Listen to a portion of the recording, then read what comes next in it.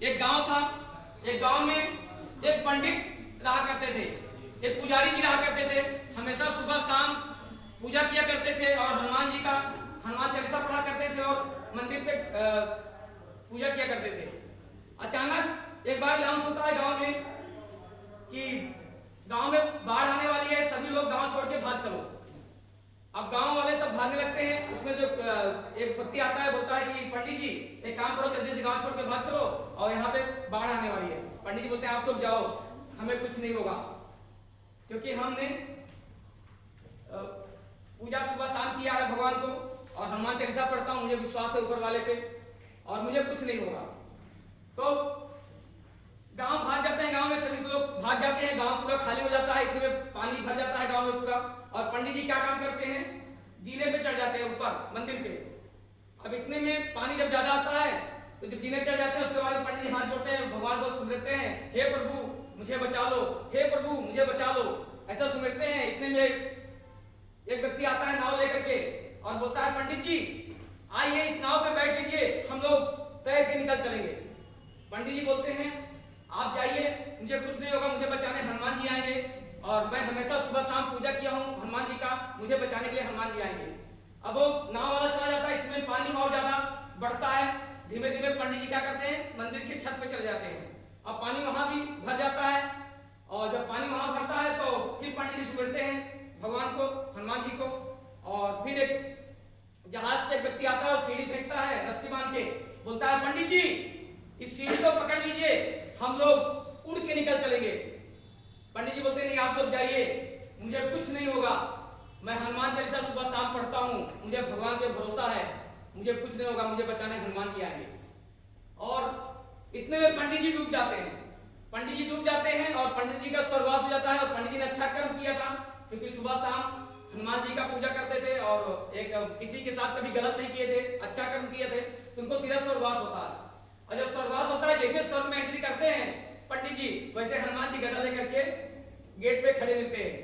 तो तुरंत कंप्लेन करना चालू, बोलते हैं कि हनुमान जी आपने मेरे साथ बहुत गलत किया। बोले क्या हुआ? बोले आपका मैंने सुबह शाम पूजा किया, हनुमान चालीसा पढ़ा और दिया जलाया आपके मंदिर पे और आपने मुझे बचाया नहीं। बोले अच्छा। बोले आपको कुछ लोग बोले थे कि पंडित जी गांव में बाढ़ आने वाली, भाग चलो। बोले हाँ। बोले मैं ही तो था। बोले उसके बाद कुछ लोग आए और नाव से, बोले कि पंडित जी आओ नाव में बैठो और हम लोग तैर के निकल चलेंगे। बोले हाँ आए थे। बोले मैं ही तो था। बोले उसके बाद एक व्यक्ति आए थे और जो जहाज से रस्सी फेंके थे सीढ़ी की और बोले इस पे बैठ लो और उठ के हम लोग निकल चलेंगे। आए थे? बोले हाँ आए थे। बोले मैं ही तो था। जब आपने ही मुझे नहीं पहचाना तो मेरी क्या गलती है? मैं तो आपको जब आपने मुझे सुमिरा, जब आपने मुझे याद किया, तब मैंने किसी न किसी रूप में बचाने के लिए आपको आया, लेकिन जब आपने ही हमें नहीं पहचाना तो मेरी क्या गलती है?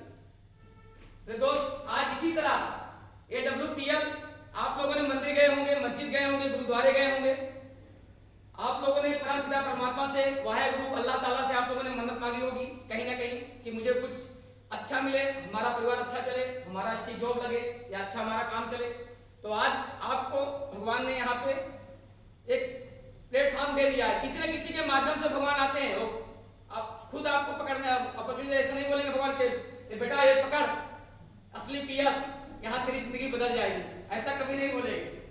बोलेंगे क्या? भगवान किसी न किसी के रूप में आएंगे। तो दोस्तों क्या आप सब लोग ऊपर वाले को मानते हो? यस। सब लोग ऊपर वाले को मानते हैं ना?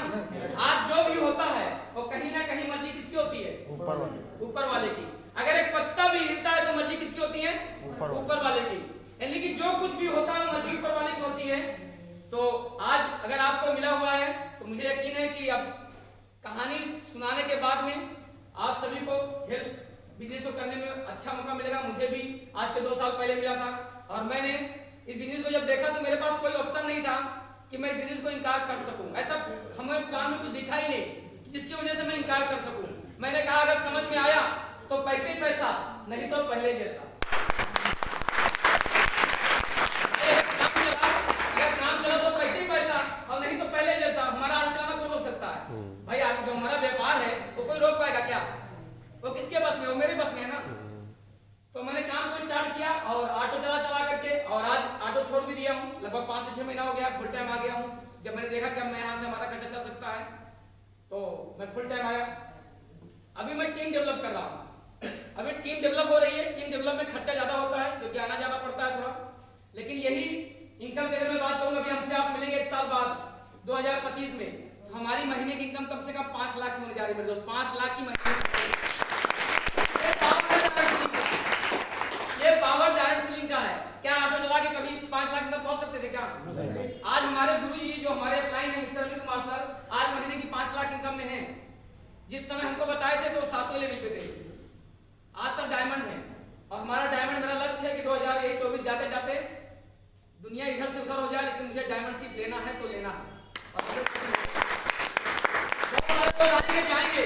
आज कंपनियां मार्केट में बहुत सारी लुभावनी मिलेंगी आपको। आज कंपनियां 500 मार्केट में चल रही हैं। कोई भी जब आप मार्केट में निकलेंगे, बहुत सारी कंपनी वाले आएंगे, बोलेंगे हमारी कंपनी ये, हमारी कंपनी वो, हमारी कंपनी में आ जाओ, हम आपको ये कर देंगे, वो कर देंगे, लालच देंगे। लेकिन लालच हो क्या? आज आप देखो जिस प्लेटफॉर्म पे हम हैं, आज हमारी टीम में फॉरेबल इंपोर्टेड कंपनी की अगर मैं बात करूं, उस कंपनी के 11 साल काम करने के बाद जो है MBA किए हुए हैं। MBA किए हुए पर्सन मोटिवेशनल स्पीकर थे। मिस्टर भारत भूषण शुक्ला सर, मैं चाहूंगा जोरदार तालियां दीजिए। आज मैं सफायर हूं और सर भी सफायर है। भारत भूषण शुक्ला सर सफायर है। अभी पिछले महीने इनकम आई थी 3,90,000 रुपया, और सर को मैंने विश्वास दिलाया था। सर 1.5 लाख रुपया महीना कमा रहे थे उस कंपनी में, और लोग नहीं पैसा कमा पा रहे थे उनके। तो मैंने सर को विश्वास दिलाया। सर ने बोला कि सर मैं पूरा काम छोड़ कर यहाँ पे आऊंगा 1.5 लाख रुपया छोड़ करके, तो अगर मैं काम नहीं चला हमारा तो। हमने कहा सर दुनिया का ऐसा प्लेटफॉर्म, हमारे MD साहब संजीव कुमार से के लिए मैं चाहूंगा जोरदार ताली होना चाहिए। जो मार्केट में अभी तक निगेटिवपन था, वो सारा निगेटिवपन दूर हो रहा है। डॉक्टर संजीव कुमार सर की मैं बात करूं तो आर्मी में जॉब करते थे सर।